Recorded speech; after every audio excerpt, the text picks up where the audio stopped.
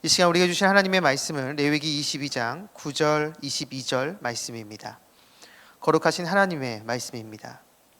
그들은 내 명령을 지킬 것이니라. 그것을 속되게 하면 그로 말미암아 죄를 짓고 그 가운데에서 죽을까 하노라. 나는 그들을 거룩하게 하는 여호와이니라. 너희는 눈먼 것이나 상한 것이나 지체에 배임을 당한 것이나 종기 있는 것이나 습진 있는 것이나 비루 먹은 것을 여호와께 드리지 말며 이러한 것들은 제단 위에 화제물로 여호와께 드리지 말라. 아멘. 오늘 본문 9절에 나오는 거룩하게 하는 여호와를 오늘 말씀의 제목으로 삼습니다. 이 말씀이 저와 여러분의 삶으로 고백되기를 간절히 축복합니다. 레위기 22장의 전체 키워드는 제사, 예배라고 할 수 있습니다. 더 구체적으로 말하면 제사장에게는 백성들이 바친 성물을 먹을 수 있는 기준을 제시하고 백성들에게는 하나님께 드리는 예물이 어떠해야 하는지를 말해주고 있습니다. 결국 제사, 즉 우리식으로 하면 예배의 각 요소에 대해서 말해주고 있다라고 할 수 있습니다. 그 중에서 먼저 22장은 백성들이 드리는 성물에 대해서 말을 합니다. 이 성물은 제사장들이 먹을 수 있는 것이기에 아마도 11조나 곡식의 첫 열매, 어떤 화목제의 고기들이라고 학자들은 추측합니다. 이것을 제사장에게 드려서 제사장들이 자신의 양식으로 삼는 것이죠. 그런데 본문은 이것을 성물이다라고 이야기를 합니다. 즉 거룩한 물건이라는 것이죠. 백성들이 바치는 11조 그리고 곡식의 첫 열매, 얼핏 보면 그냥 양식에 불과한데 이 본문은 그것을 성물이라고 이야기를 합니다. 그 이유는 바로 그것을 하나님께 바쳤기 때문이죠. 레위기 22장 2절을 보면 아론과 그의 아들들에게 말하여 그들로 이스라엘 자손이 내게 드리는 그 성물에 대하여 스스로 구별하여 내 성호를 욕되게 함 없게 하라. 나는 여호와이니. 아멘. 하나님께 드렸기 때문에 그 11조와 곡식은 거룩한 것이다 라고 이야기를 합니다. 겉으로 볼 때 그냥 평범한 곡식과 과실들입니다. 그런데 그것이 하나님께 드려졌기 때문에 그 곡식과 과실들은 거룩하다라는 것이죠. 같은 물건이라 하더라도 누구에게 드리느냐에 따라서 그 물건의 가치는 달라집니다. 우리가 흔히 얘기하는 것처럼 같은 칼이라 하더라도 의사의 손에 들리느냐 아니면 강도의 손에 들리느냐 따라서 완전히 달라지는 것처럼 받는 대상이 누구냐에 따라 그 물건의 가치가 완전히 달라지는 것이죠. 콘트라팍툼이라는 말이 있습니다. 이것은 이미 존재하는 세속 음악의 곡조나 멜로디를 사용해서 종교 음악을 만드는 것을 말합니다. 우리가 지금 부르고 있는 찬송가 중에서도 사실 이러한 방법으로 가사만 바꿔서 부르는 경우가 있습니다. 영국 국가 멜로디를 사용한 찬송가 70장 피난처 있으니, 독일 국가 멜로디를 사용한 찬송가 210장 시온성과 같은 교회, 그리고 우리가 너무나 잘 알고 있는 삼천리 반도 금수강산, 이것 역시도 이탈리아 작곡가 도니체티의 오페라 람메르무어의 루치아에 나오는 합창 선율을 차용한 것입니다. 물론 이것을 어느 선까지 허용하느냐에 대해서는 여러 의견들이 있을 수 있겠지만 분명한 것은 우리가 가지고 있는 찬송가에서 우리가 자주 부르는 이러한 곡들은 세속 가요에서 하나님께 드리기로 구별된 곡이고 하나님은 우리가 이 찬송을 부를 때 분명 받으신다라는 것입니다. 원래는 세속 가요였지만 하나님을 향한 고백을 담긴 가사를 바꿔서 우리의 마음을 담아 부를 때 하나님은 이 찬양을 기쁘게 받아주신다는 것이죠. 세속적인 멜로디였지만 그것이 하나님을 향하게 될 때 하나님을 찬양하는 거룩한 노래가 된다라는 것입니다. 사랑하는 여러분, 우리의 예배를 받으시는 분이 하나님이시라는 것을 기억하시기 바랍니다. 비록 내가 말도 잘 못하고 그래서 기도도 유창하게 하지 못하며 찬양도 음치 박치라서 많이 부족하다 할지라도 그 기도에 그 찬양에 주님을 향한 마음을 온전히 담아 주님께 올려드리면 세상적으로 그것을 알아주지 않는다 할지라도 그것을 받으시는 하나님이 그것을 거룩하다라고 말씀해 주실 것입니다. 우리가 올려드리는 기도와 우리가 올려드리는 그 찬양이 다른 누군가에게가 아닌 거룩하신 주님께 바쳐지기 때문입니다. 바라기는 예배의 대상인 주님을 온전히 바라봄으로 우리의 예배가 거룩하다라고 인정받는 저와 여러분 우리 모두가 되기를 주님의 이름으로 축원합니다. 이렇게 하나님이 받으시기에 우리가 드리는 것이 성물, 거룩한 것이다 라고 말하는 이 22장을 계속해서 보면 하나님을 향하고 하나님께 드리는 것이 중요하다라고 말하면서 동시에 그 예물을 드리는 사람의 자세에 대해서도 강조합니다. 본문 22절을 보면 너희는 눈먼 것이나 상한 것이나 지체에 배임을 당한 것이나 종기 있는 것이나 습질 있는 것이나 비루 먹은 것을 여호와께 드리지 말며 이러한 것들은 제단 위에 화제물로 여호와께 드리지 말라. 아멘. 예배의 대상이 하나님이라고 우리가 올려드리는 그 모든 것이 그냥 자동적으로 거룩하게 인정받는 것이 아닙니다.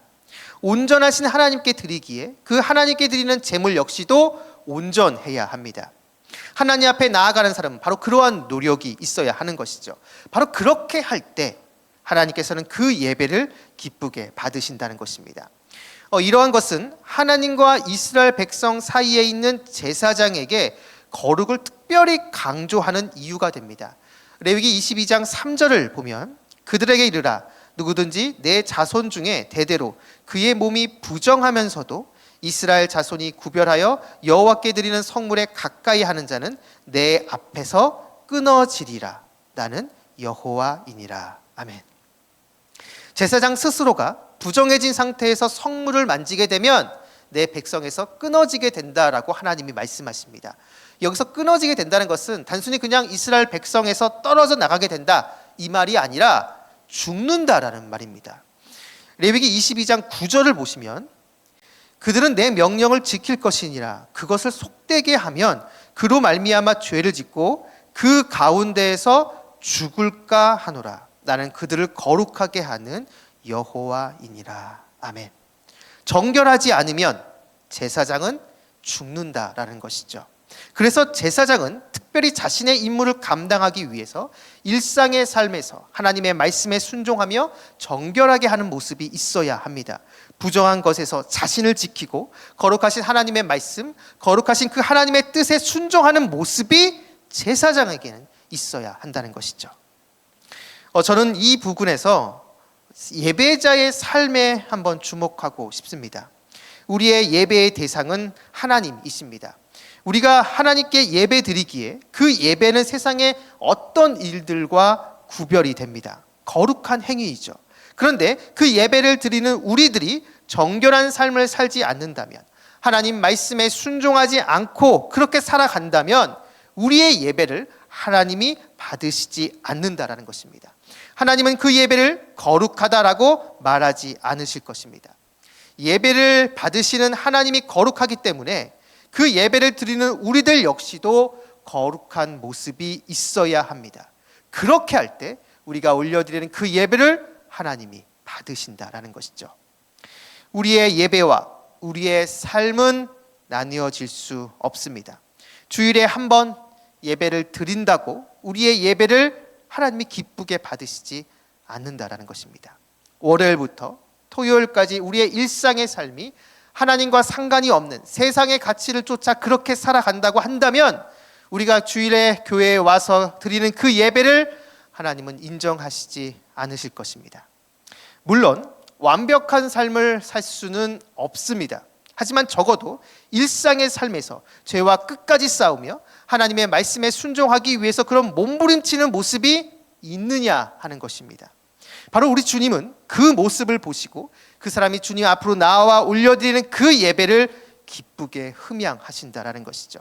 우리가 올려드리는 예배와 우리의 일상의 삶은 결단코 나뉘어질 수 없습니다.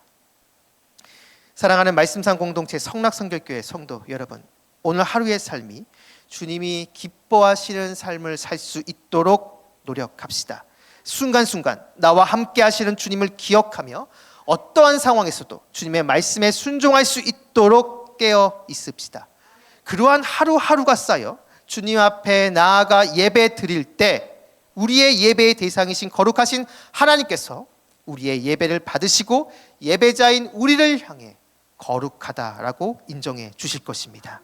바라기는 이곳에 계신 여러분 모두가 오늘 이 말씀을 기억하시면서 예배의 대상인 주님을 온전히 바라보고 일상의 삶에서 주님의 뜻을 이루며 나아가는, 그래서 주님께로부터 우리가 올려드리는 그 예배와 우리의 삶이 거룩하다 인정받는 저와 여러분 우리 모두가 되기를 주님의 이름으로 축원합니다. 기도하겠습니다. 우리의 모든 것 되시는 아버지 하나님, 일상의 삶에서 말씀대로 살아가며 주님의 뜻을 쫓아 살아가는 저희들이 되게 하여 주옵소서. 그래서 그러한 삶이 하루하루 쌓여 우리가 예배의 자리로 나왔을 때 여전히 부족하고 여전히 연약하지만 우리들이 올려드리는 그 예배를 기쁘게 받아주시고 우리를 주님의 거룩한 손으로 만져주시사 우리를 거룩하게 하여 주옵소서. 오늘 하루의 첫 시작입니다. 오늘 하루 동안 우리 모든 성도님들과 함께하여 주셔서 길의 위험과 사람의 위험과 여러 환경의 위험에서 우리를 지켜주시고 무엇보다 우리 마음속에 우리를 끊임없이 유혹하는 음란과 거짓과 교만과 탐욕의 유혹으로부터 우리를 건져 주옵소서. 감사드리며 예수님의 이름으로 기도드립니다. 아멘. 공동 기도문입니다. 지금 들은 말씀이 내 삶으로 이어지게 하옵소서. 동네 샘매줄 성경 묵상과 소그룹 모임을 통해 하나님의 크신 은혜를 경험하는 말씀상 공동체가 되게 하옵소서. 오늘 수요 예배에 큰 은혜를 주옵소서. 연말에 진행되는 모든 사역에 주님께서 함께해 주셔서 2024년을 잘 준비하게 하옵소서. 육체의 질병과 마음의 질병으로 고통받는 성도들에게 회복의 은혜와 평안의 은혜를 베풀어 주옵소서.